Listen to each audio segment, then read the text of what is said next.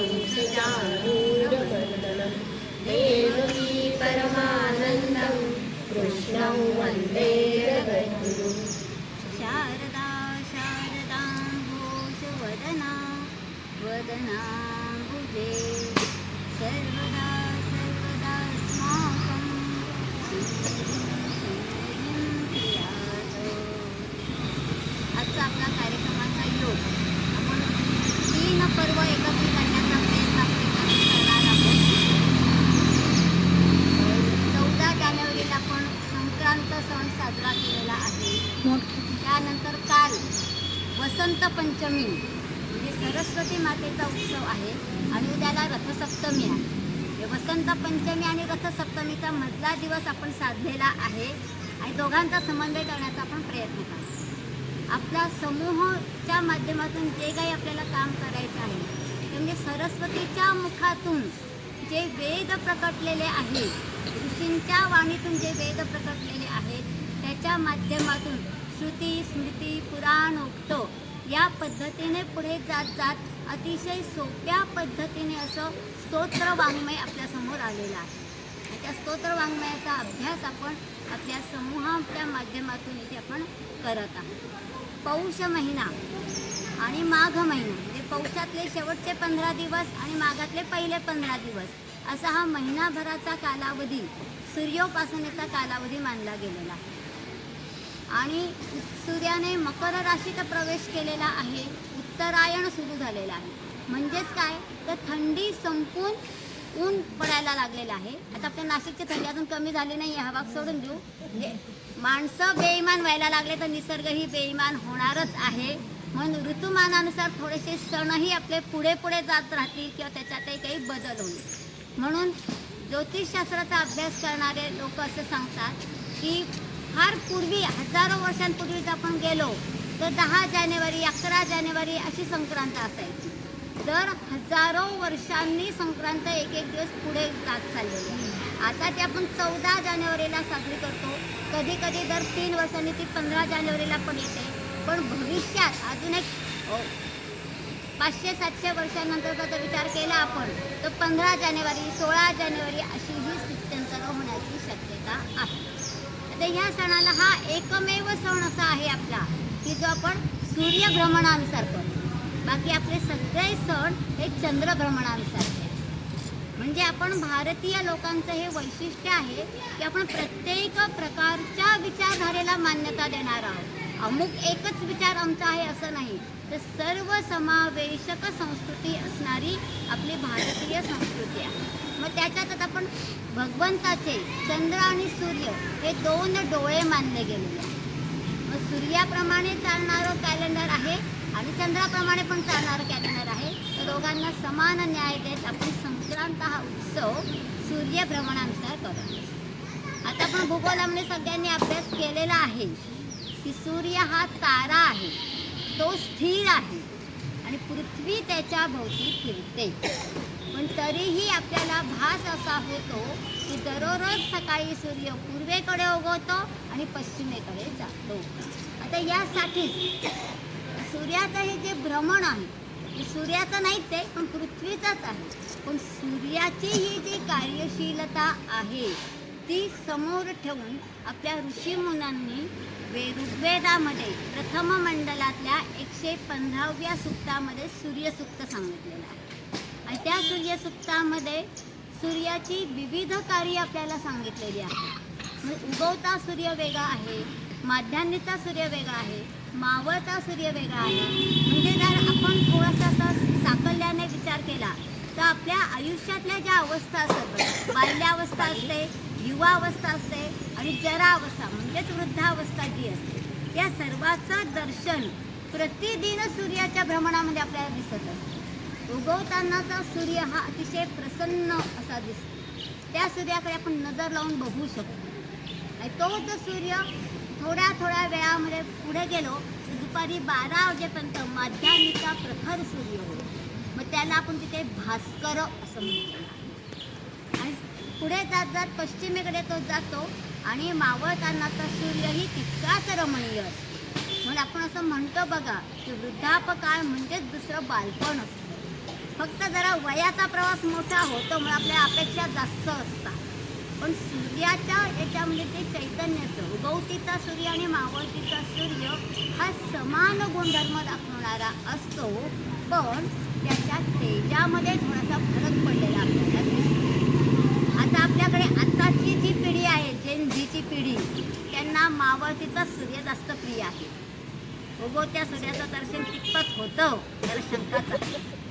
म्हणूनही आपल्याला किमान 12 महिने नाही आपण करू शकत, तर किमान 1 महिना तरी रोज सकाळी लवकर उठून सूर्योदयाच्या वेळेस सूर्याची पूजा करावी असं आपल्याला सूर्योपासनेमध्ये सांगितलं. मग सूर्याची उपासना करायची म्हणजे काय करायचं आहे, तर सगळ्यात पहिली गोष्ट आपल्याला सांगितली की तुम्ही समुद्राच्या ठिकाणी, नदीच्या ठिकाणी, जिथे जिथे पाणवठा आहे तिथे जाऊन तुम्ही सूर्याचा नमस्कार करा, त्याला अर्घ्य व्हायचं आहे. जल अर्घ्यचं महत्त्व तिथे आपल्याला दिलेलं आहे. पण आता आपल्याकडे तसं सुविधा नाही आहेत, तर मग आपण काय करणार आहोत, जसं आपण तारक मेहताची सिरियल बघतो बघा, त्याच्यामध्ये जेठालाल रोज त्याच्या गॅलरीमध्ये उभा राहतो आणि भिडे खालून जाता सांगतो क्या कर रहा है, तर त्याचे शब्द खूप छान आहे बघा. सूरज दादा को जल अर्पित कर रहा हूँ. सूरज दादा आणि चंदा मामा, हे दोघांच्या तेजामध्ये हा फरक आहे. नातंही तसंच आहे. सूर्य कितीही उपकारक असला तरी सूर्याच्या जवळ आपण जाऊ शकत नाही. सूरज दादा, चंद मामा मात्र आपल्या खूपच जवळचा आहे. आपल्या कविता, काव्य, गाणी, प्रेम गीतं सगळ्याच्यामध्ये चंद्र आपल्या इतक्या जवळच आहे की त्याला आपण मामा असं संबोधलेलं आहे. आता रथसप्तमी का, इथे आपण संक्रांतीचं प्रतीक असलेली रांगोळी काढलेली आहे आणि शेजारी आपण सूर्याचा रथ काढलेला आहे. सूर्याचा हा जो पूर्वेकडून पश्चिमेपर्यंत जाणारा निरंतर प्रवास आहे, तर तो हा निरंतर प्रवास करण्यासाठी सूर्य सातत्याने त्याच्या रथातच बसलेला असतो आणि म्हणून सूर्याचा जन्मच रथात झाला आहे अशी एक संकल्पना पुराणांमध्ये आपल्याला आलेली आहे. आणि आजच्या दिवशीपासून सूर्याने त्याचं कार्य करायला सुरुवात केली, मग रथसप्तमी हा दिवस सूर्याचा जन्मदिन आहे, म्हणजे सूर्याचा वाढदिवस. आता कश्यप ऋषी आणि अदिती यांचा मुलगा हा सूर्य. आता मुळात सृष्टीची निर्मिती कशी झाली या संदर्भात खूप वेगवेगळे विषय मांडले गेलेले आहेत. तो आज आपल्याला वेळ पण नाही जाणून घेण्याचा. पण प्रत्येक व्यक्ती आली, जसं श्रीसुक्तामध्ये आपण बघितलं की लक्ष्मी आली की तिच्या निर्मितीची जन्माची एक कथा आली, तसं सूर्य आला की त्याच्या पण जन्माची एक कथा आलेली आहे. तर तो कश्यप आणि अदिती यांचा, कश्यप ऋषी आणि अदिती यांचा पुत्र आहे. कश्यप ऋषी हे सगळ्यात मूळ ऋषी मानले गेलेले आहेत. ज्यांना त्यांचं कुळ माहिती नसतं, गोत्र माहिती नसतं, त्या सगळ्यांनी त्यांचं गोत्र कश्यप असं सांगू आपण शकतो. तसं सूर्य हा त्यांचा पुत्र आहे आणि आजच्या दिवशीपासून त्यांनी हे कार्य करायला सुरुवात केली. मग आजचा दिवस हा विशेष महत्त्वाचा आहे. उत्तरायणाकडून परत दक्षिणायणापर्यंत जातो आणि दक्षिणायनाकडून परत उत्तरायणाकडे, ती अशी त्याची वाटचाल चालू असते. त्यासाठी आपण कर्कवृत्त याची उपासना करणं हे जास्त सुलभ आहे. आणि दुसरा वैद्यकीय दृष्टिकोनातून विचार केला आपण तर सूर्याची ऊर्जा, सूर्य हा प्रकाश आणि ऊर्जा देणारा, म्हणजे सूर्याची पूजा करायची म्हणजेच ज्ञानाची उपासना करायची. सूर्य जसा भौतिक जगाला प्रकाश देतो तसंच आपण विचारांची आदानप्रदान करून ज्ञानाचा प्रकाश एकमेकांना द्यायचा आहे. नात्यातली नात्यातली ऊर्जा ही आपण एकमेकांना द्यायची आहे. हे सूर्याच्या उपासनेवरून आपल्याला शिकायला मिळत आहे. अंधाराकडून प्रकाशाकडे नेणारा तो सूर्य, पण अंधारही सूर्यामुळेच होतो आणि दिवसही सूर्यामुळेच होतो. म्हणून त्याला दिनकर हा एक शब्द, त्याच्यासोबत दिनाधिपती असाही शब्द आहे. आपण जे आदित्य हृदयम स्तोत्रम आज म्हटलेलं आहे, पाठ केलेलं आहे, शिकलेलं आहोत, तर त्या स्तोत्रामध्ये आपल्याला सूर्याचीच सगळी नावं आपल्याला सांगितलेली आहेत आणि ती कोणत्या परिस्थितीत सांगितलेली आहेत ते महत्त्वाचं आहे. त्याची थोडीशी पार्श्वभूमी आज मी सांगणार आहे. वाल्मिकी रामायण हे सगळ्यात प्रमाणित रामायण म्हणून मानलं जातं. या वाल्मिकी रामायण महर्षी वाल्मिकींनी लिहिलेलं आहे, म्हणजे त्याला वाल्मिकी रामायण असंच आपण म्हणतो. त्यातल्या युद्धकांडामध्ये 115व्या सर्गामध्ये आदित्य हृदयम स्तोत्रांचा समावेश केलेला आहे. आता हे आदित्य हृदयम स्तोत्रम अगस्त्य ऋषींनी प्रभू श्री रामचंद्रांना सांगितलेलं आहे. कोणत्या परिस्थितीत सांगितलेलं आहे तर रावणाने सीतेचं हरण केलेलं आहे आणि सीतेला परत मिळवण्यासाठी प्रभू रामचंद्रांनी रावणाशी युद्ध केलेलं आहे. सागर उल्लंघन करून श्रीलंकेच्या भूमीमध्ये युद्धभूमीवरती हे युद्ध लढलं गेलेलं आहे. आणि त्या काळी युद्धाचं सगळ्यात मोठं महत्त्वाचं साधन होतं बाण. धनुष्य बाणानेच लढाई केली जायची. आणि असं स्टेप बाय स्टेप दिवसानुदिवस युद्ध पुढे पुढे चाललेलं आहे. आणि राम आणि रावण प्रत्यक्ष समोरासमोर लढायला आलेले आहेत. दिवसभर ती लढाई झालेली आहे. बाणांचा वर्षाव एकमेकांवरती केलेला आहे. वेगवेगळ्या अस्त्रांचा मंत्रांचा प्रयोग रामाने पण केलेला आहे आणि रावणाने सुद्धा केलेला आहे.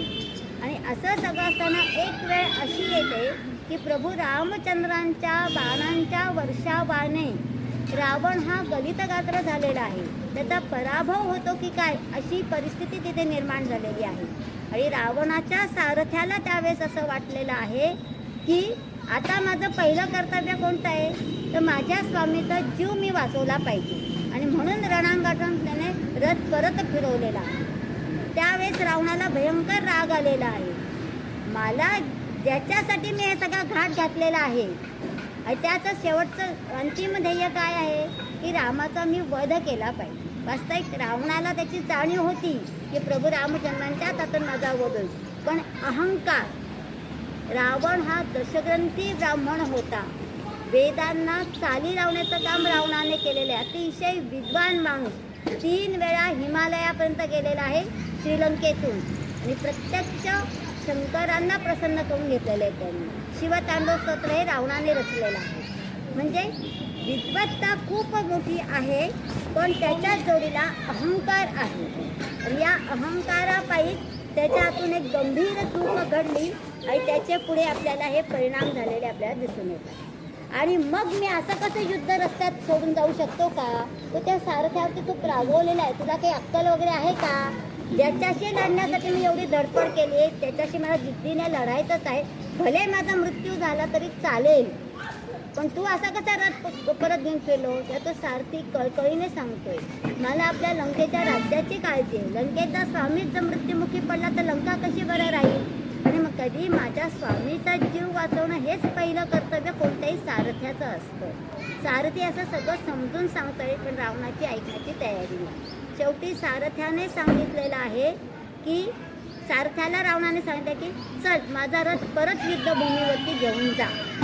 आणि दुसऱ्या बाजूला प्रभू रामचंद्र सुद्धा सतत युद्ध करण्यामुळे त्यांना शारीरिक थकवा आलेला आहे, वैचारिक थकवा आलेला आहे आणि मानसिक थकवा आला आहे. उद्विग्न थोडेसे हतबल झालेल्या अवस्थेमध्ये ते विचारमग्न झालेले आहेत. आणि त्यावेळेस रणांगणावरती अगस्त्य ऋषी आलेले आहेत. आता आपल्याला प्रश्न पडणार की अगस्त्य ऋषी तिथे कसे काय बरं आलेले आहेत? अगस्त्य ऋषी हे पहिले ऋषी असे आहेत की आर्यावर्तातून म्हणजे उत्तर भारतातून विंध्य पर्वत ओलांडून दक्षिणेकडे पहिल्यांदा गेलेले आहेत. आणि दक्षिण भारतामध्ये जी असुरी संस्कृती होती किंवा द्रविड संस्कृती होती त्यांच्यापर्यंत वेद आणि यज्ञ संस्कृती पोहोचवण्याचं महत्त्व कार्य महर्षी अगस्त्यांनी केलेलं आहे.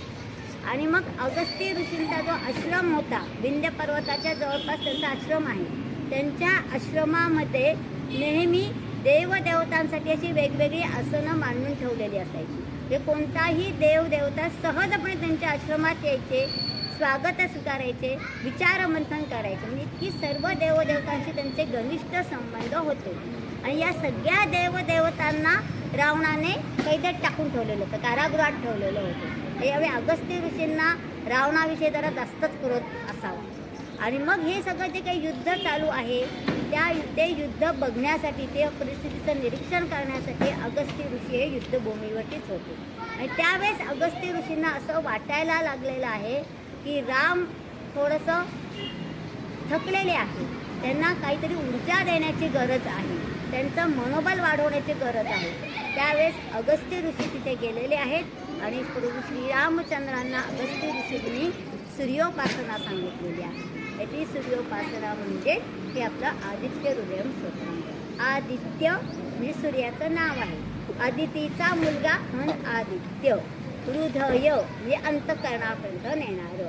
ज्या वेळेस सूर्याची ऊर्जा आपल्या अंतःकरणापर्यंत पोहोचते त्यावेळेस आपल्यातलं जे चैतन्य असतं ते जागृत होतं. हे बऱ्याचदा असं बघा आपण म्हणतो की सूर्य उगवला की आपला दिवस सुरू होतो. मग आपल्या शाळेत असताना एक निबंध लिहायचो आपण, सूर्य उगवलाच नाही तर. आता तर असंच वाटायला लागलं, नाहीच उगवला तर बरं होईल, सुट्ट्याच सुट्ट्या. जे काळानुसार कालाय तस्मै स्वाहा तशी विचारधारा पण बदललेली आहे. पण सूर्याचं तेज जे आहे ते आपल्या जीवनात चैतन्य निर्माण करणार आहे, जागृती निर्माण करणारं आहे. आणि तेच चैतन्य उभं करण्याचं काम अगस्त्य ऋषींनी सूर्योपासना सांगून प्रभू रामचंद्रांना केलेलं आहे. वास्तविक ती काही वेळ नाही आहे, युद्धभूमीवरती सांगितली गेलेली ही उपासना आहे. पण त्याही वेळेस अगस्त्य ऋषींना असं वाटलं असेल की रामाला आपण हे सांगण्याची गरज आहे. आणि रामानेही शांत चित्ताने ऐकून घेतलेलं आहे. कारण की रामालाही ऋषी श्रेष्ठ वाटत होते. कारण की रामाच्या काळामध्ये ऋषी प्रधान संस्कृती तिथे होती आणि ऋषींनाच प्रधान म्हणून ऋषींचं त्यांनी ऐकलेलं आहे. आणि सूर्याचं तेज ऐकून सूर्यासारखंच तेज तुझ्याकडे आहे आणि त्या तेजाचा उपयोग करून तू रावणाशी लढायला लाग, हे आपल्याला पुढच्या काही श्लोकांमध्ये सांगितलेलं आहे. आणि शेवटचे 2-3 श्लोक आहेत. रामाला उपदेश करून अगस्त्य ऋषी निघून गेलेले आहेत. आणि शेवटच्या 2-3 श्लोकांमध्ये आपल्याला असं सांगितलं आहे की हे सूर्याबद्दलची माहिती ऐकून सूर्य किती तत्पर आहे, कार्यतत्पर आहे, त्याच्या कार्यात नित्यता आहे, निरंतरता आहे. कोणतीही परिस्थिती आली तरी सूर्याच्या कार्यात कधीच दोष निर्माण होत नाही. आज मी सुट्टीवरती आहे, आज मला कंटाळा आलेला आहे, आज माझे घोडे थकलेले आहेत, असं कुठलंही कारण सूर्याने युगानुयुग सांगितलेलं नाही. एक कलियुग आपल्याला आपल्या वर्षाच्या 365 दिवसात आपल्या आयुष्यात काय घटना होतात हे सुद्धा आपल्या लक्षात राहत नाही. आणि युगानुयुग सूर्याने हेच कार्य केलेलं आहे. म्हणून त्याची कार्यातली निरंतरता ही आपल्याला महत्त्वाची. आणि दुसरा गुण आहे निष्कामता. हे सगळं कार्य करत असताना सूर्य सर्व मानवाला सृष्टीला प्रकाश देतो आणि ऊर्जा देतो, जीवनच देतो, चैतन्य देतो. पण याच्या मोबदल्यात आपण सूर्याला काय दिलेलं आहे का? आपल्याला आपण घरात लाईटचं कनेक्शन घेतो तर लाईट बिल भरावं लागतं, नाही भरलं तर लगेच लाईट आपली कट होणार. पण सूर्याला आपण कुठलं बिल दिलेलं आहे का? मग ऋषीमुनींच्या मनात पहिला विचार आला, ज्याच्यामुळे आपल्याला जीवन प्राप्त होतं, चैतन्य मिळतं, त्या सूर्याच्या प्रती आपण कृतज्ञता व्यक्त केली पाहिजे. व कोणत्या माध्यमातून आपण करू शकतो? कारण की सूर्य हा अग्नीचा गोळा आहे. त्याच्या केंद्रस्थानापर्यंत आपण कोणीही पोचू शकत नाही किंवा त्याला हातही लावू शकत नाही. मग त्या अग्नीला शांत करणारी शक्ती कोणती आहे? तर जल. जलाचं अर्घ्य देऊन आपण सूर्याची उपासना करायची. वेगवेगळे नावं आपल्याला सूर्यांची सांगितलेली आहेत. 12 नावं विशेषतः त्याच्यामध्ये सांगितलेली आहेत. आणि त्या प्रत्येक नावाचं वेगवेगळं कार्य, वेगवेगळं वैशिष्ट्य आहे. आपण आपल्या वर्गामध्ये त्याच्याबद्दल सविस्तर शिकणार होता. आज रथसप्तमी आहे म्हणून सूर्याच्या रथाची काय काय वैशिष्ट्य आहेत तेच मी सांगणार आहे. रथस्येकं चक्रं भुजगयमिताः सप्ततुरगाः निरालम्बो मार्गश्चरणविकलः सारथिरपि प्रवीर्यान्ते वान्तं प्रतिदिनपारस्य नभसः क्रियासिद्धि सत्त्वे भवति महतान्नोपकरणे. रथस्येकं चक्रम. सूर्याच्या रथाला एकच चाक आहे. बघा आपण 2 व्हीलर, 3 व्हीलर, 4 व्हीलर, 6 व्हीलर असे बघतो, पण एकच चाक असलेलं वाहन सर्कशीमध्ये असतात फक्त एक चाकाच्या सायकल, पण त्यालाही बॅलन्स असला पाहिजे. तसं सूर्याच्या रथाला एकच चाक आहे. सूर्याच्या रथाला 7 घोडे आहेत. म्हणून सूर्याला हर्यश्व म्हटलं किंवा हरिदश्व म्हणतात. त्या 7ही घोड्यांचा रंग हिरवा आहे. हिरव्या रंगाचे घोडे फक्त सूर्याच्याच रथाला आहेत. सूर्याचा रथ हा सोन्याचा आहे. सोन्याचे आपण जेव्हा 24 कॅरेट शुद्ध सोन्याचे दागिने घालतो. आपल्या हातात जर सोन्याची बांगडी असेल, आपण पोळ्या करत आहोत तर गरम तव्याजवळ जरी आपली बांगडी गेली तर त्या बांगडीचा आकार वेडा वागतो. म्हणजे उष्णता ही लगेच त्याला वितळत असते. तसं सोन्याचा रथ आहे आणि तरी तो दिवसभर एवढ्या ऊर्जेमध्ये प्रवास करतो. तिसरी गोष्ट आहे भुजग यमिता हा सप्ततुर्गा हा. त्या 7 घोड्यांना नियंत्रित करण्यासाठी सापाचा चाबूक आहे. तो चाबूक करताना शेपटीचा भाग त्याच्या सारथ्याच्या हातात आहे आणि सापाचं तोंड घोड्याच्या पाठीवरती आहे. आता विचार करा, अधिक वेग वाढवण्यासाठी सारथ्याने जर चाबूक मारला आणि तो साप त्या सापाने घोड्याच्या मानेवरती किंवा पाठीवरती दंश केला तर घोड्याची काय अवस्था होणार आहे. आणि मुळात एका घोड्याचा रथ चालवणं सोपं आहे, तर एकाच वेळेस 7ही घोड्यांना कंट्रोल करून मार्गावरती चालवायचा. तो मार्ग पण कसा आहे, निरालंबो मार्ग. मार्गाला आधार नाही आहे. कोणतंही वाहन चालवायचं तर रस्ता चांगला पाहिजे. दर दिवशी आपण तक्रारी करत असतो किती खड्डे पडलेत रस्त्यांवरती. म्हणजे रस्ता चांगला असेल तरच आपलं वाहन सुरक्षित आणि छान वेगाने चालू शकणार आहे. पण सूर्याच्या रथाला जाण्यासाठी रस्ताच नाही आहे, निराधार मार्ग. आणि पुढचं वैशिष्ट्य सांगितलं आहे चरण विकल सारथी रथी. सूर्याच्या रथाचा सारथी आहे अरुण आणि त्याला 2ही पाय नाही आहेत, तर 2ही पायांनी पांगळा आहे. मुळात प्रश्न आपल्याला असा पडणार आहे, त्या पांगळ्या असलेल्या व्यक्तीला लायसन कोणी दिलं. पण देव आहे, हे रूपक आपल्याला दिलेलं आहे. खरोखरच असं असेल असं माहिती नाही, पण सांगण्याचा हेतू काय आहे, अशा सगळ्या अडचणी असूनही ते रथाला एक चाक आहे, 7 घोडे आहेत. त्या 7ही घोड्यांना नियंत्रित करण्यासाठी सापाचा चाबूक आहे, निराधार मार्ग आहे आणि चरण विकल सारथी आहे. अशा सगळ्या अडचणी असूनही सूर्य नित्यनेमाने पूर्वेकडून पश्चिमेकडे प्रवास करत असतो. का, क्रिया सिद्धी सत्वे भवती महतानोपकरणे. आपण जर एखादं ध्येय निश्चित केलेलं असेल आणि ते आपल्याला साध्यच करायचं असेल तर आपल्या मार्गात कोणत्या कोणत्या अडचणी आहेत याचा विचार आपण करत नाही. किंवा त्या अडचणींवरती मात करून माझं ध्येय मला साध्य करायचंच आहे असा जो विचार करतो तीच व्यक्ती महान होते. आणि सूर्य तसाच महान आहे. आजच्या दिवशी आपण असा संकल्प करायचा आहे की सूर्याच्या रथाच्या मार्गामध्ये जसे अनेक अडचणी आहेत, सूर्याचा रथ हे रूपक आहे, तसं आपलं शरीर हे सुद्धा एक रथ आहे. त्या रथाचे घोडे म्हणजे आपले पंच ज्ञानेंद्रिय आहेत, पंच कर्मेंद्रिय आहेत, मन आहे, बुद्धी आहे, सत्सत विवेक आहे, हे सगळे घोडेच आहे. पण त्यातला मनरूपी घोडा जो आहे ना तो भलताच चंचल आहे, त्याला फार इकडे तिकडे धावायला अडवतो. आणि त्याचा लगाम जो आहे तो बुद्धी आहे. आणि बुद्धीवरती श्रेष्ठ जो आहे तो म्हणजे आपला विवेक आहे. विवेकाने काम करता आलं तर चांगलं काय आहे, वाईट काय आहे, धर्म कोणता आहे, अधर्म कोणता आहे, न्याय कोणता आहे, अन्याय कोणता आहे, यातला फरक आपल्याला समजायला लागतो. मग आपण पहिलं पाऊल उचलतो. ज्या ठिकाणी मला चांगलं ऐकायला मिळतंय, चांगलं श्रवण करायला मिळतंय, चांगलं बोलायला मिळतंय, त्या ठिकाणी मी गेलीच पाहिजे. मग माझ्यासोबत कोणती मैत्रीण येणार आहे का, हा मुद्दा सुटला पाहिजे. अडचणी आहेत, मग पहिल्यापासून आपली सवय असते, तू येशील तर मी येईल. म्हणजे सोबत पाहिजेच आहे आपल्याला, तो वाद नाही.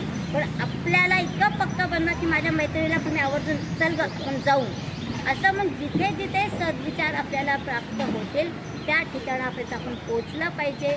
एकमेकांमध्ये विचारांचं, सद्विचारांचं देवाणघेवाण आपण केलं पाहिजे. संक्रांतीला आपण महिला एकत्र येतो, हळदी कुंकवाच्या निमित्ताने एकत्र होतो. मधला एक काळ असा होता, 16व 17व 18व्या शतकापर्यंत मोगल साम्राज्य इतकं विस्तारित झालेलं होतं की स्त्रियांना बाहेर पडणंच मुश्किल झालेलं होतं. आणि मग हळदी कुंकू हे स्त्रियांना बाहेर पडण्यासाठी निमित्त होतं. पेशवाई काळामध्ये हळदी कुंकाची प्रथा ही जास्त प्रकर्षाने चालवलेली आपल्याला दिसून येते. नटून थटून दागदागिने घालून सुंदर साज शृंगार करून देवदर्शनासाठी बाहेर पडणाऱ्या स्त्रिया हळदी कुंकाच्या निमित्ताने एकत्रित येऊ लागलेल्या आहेत. त्याच्यातून त्यांची सामाजिक विचारांची देवाणघेवाण झालेली आहे. काही वैयक्तिक सुखदुःखांचं शेअरिंग झालेलं आहे. म्हणजे थोडक्यात आपल्याला असं म्हणता येईल की संक्रांत हा सण ते रथसप्तमीपर्यंत कालावधी शेअरिंग अँड केअरिंगचा ही आत्ताच्या काळात खूप आवश्यक गोष्ट आहे. आणि आपण सगळ्या आता अशा एज ग्रुपमधल्या आहोत की थोड्याशा सांसारिक जबाबदाऱ्या आपल्या कमी झालेल्या आहेत आणि मुळात आपल्या संसारातले निर्णय घेण्याचं सामर्थ्य आपल्याला मिळालेलं आहे. असं अजून कोणी नाही आपल्याला की मी माझ्या पतिदेवांना विचारून सांगते, सासूबाईंना विचारून सांगते मी चालली म्हणजे आपण बाहेर पडू शकणार आहोत. फक्त योग्य कारणासाठी योग्य ठिकाणी आणि योग्य मार्गाने जाणं आवश्यक आहे. आणि ते मार्ग दाखवण्यासाठीच असे मार्गदर्शक कार्यक्रम आपल्याला आयोजित करायचे असतात, जेणेकरून आपल्यामध्ये चांगल्या सद्विचारांची देवाणघेवाण होईल. आपल्याला सूर्याकडून जशी ऊर्जा मिळते तसेच सद्विचार हे ऊर्जा देणारे असतात. ती ऊर्जा घेऊन मी पण तितक्याच उत्साहाने कार्य करायला प्रवृत्त करायचं आहे. आजची सगळ्यात चांगली गोष्ट बघा, जेव्हा मी प्रस्ताव मांडलेला होता की आपण रथसप्तमी आहे तर सूर्यनमस्कार करू, त्या प्रत्येकीच्या मनात शंका होती 1, 2, 3 पलीकडे किती करू आम्हाला माहिती नाही. पण चक्क 12 सूर्यनमस्कार आम्ही सगळ्यांनी घालून पूर्ण केलेले आहे. आणि ते नऊवारी साडी घालून रेकॉर्ड आहे आपण आपल्यासाठी टाळ्या वाजून घेतल्या पाहिजे. म्हणजे एक संक्रमण आपण केलेलं आहे. संक्रांत म्हणजे संक्रमण, एक बदल आपण केला म्हणजे आपण करू शकतो, करत नाही ठरवलं तर. आळस हा आपल्या तिथं गुण आहे. मग थोडंसं आपण शेड्यूल वाईज प्रत्येकाला सकाळच्या वेळात घाई गर्दी असते, पण थोडासा वेळ घाला. संक्रांत किंवा पौष ते माघ हा महिना असा आहे की थंडी संपून उन्हाळा सुरू होत आहे, शिशिर ऋतू संपून वसंत ऋतू सुरू झालेला आहे. म्हणजे वसंताचा बहार, वसंतातला आनंद आपल्या आयुष्यात आणायचा असेल तर ती ऊर्जा आपल्यालाच निर्माण करायला. म्हणजे पहिलं काम काय करायचं, स्वेटर काढून ठेवायचं, मग कामाला लागायचं. जोपर्यंत स्वेटर आपल्या अंगात आहे किंवा पांघरुणात आपण जोपर्यंत आहोत तोपर्यंत आपल्याला काहीच करावंसं वाटत नाही. पण एकदा डोळे उघडून जागे झालं का आपण ऊन आली तरी अजून डोळे मिटलेलेच आहेत का? प्रत्येक आईचं तर सकाळी उद्या पहिलं वाक्य तेच आहे, उठा रे किंवा उठा गो. म्हणजे इथून दिवसाची सुरुवात होते. पण थोडंसं चैतन्य निर्माण आहे. आता आपली कालाय तस्मै स्वाहा म्हणत कार्यपद्धतीत बदलली. रात्री उशिरा झोपणं आणि सकाळी उशिरा उठणं, मग ही दिनचर्या अत्यंत चुकीची आहे असं आयुर्वेद सांगते. मी पण तसंच वागते बऱ्याचदा, पण आयुर्वेद काय सांगते हे सांगते. म्हणजे आपल्याला जर निरामय आरोग्य प्राप्त करायचं असेल तर आपल्याला सूर्याची उपासना करायची आहे. आणि सूर्याची उपासना म्हणजे जलार्घ्य देऊन तर तुम्ही उपासना करायचीच आहे, पण सोबत आपलं आरोग्य निरामय राखण्यासाठी किमान सूर्यनमस्कार केले पाहिजे. फार योगा करता आला नाही तरी चालेल, कारण की सूर्यनमस्कारांमध्ये अष्टांग योग साधलेला आहे. सर्व प्रकारची आसनं त्याच्यामध्ये आलेली आहेत. ते रोज किमान 12 सूर्य आपण घालू शकतो. आता आपण प्रॅक्टिकल केलेलं आहे. रोज किमान 12 सूर्यनमस्कार घालण्याचा संकल्प आपण करूयात आणि सूर्याला नमस्कार करून आजचं आपलं इथे संपवू. ओम मित्र रवी सूर्य भानु खगभूषण हिरण्यगर्भ मरीच आदित्य सवित्र अर्क भास्करेभ्यो नमो नमः. बसलेले हळदी कुंकू आता करून दे. बसले. हां.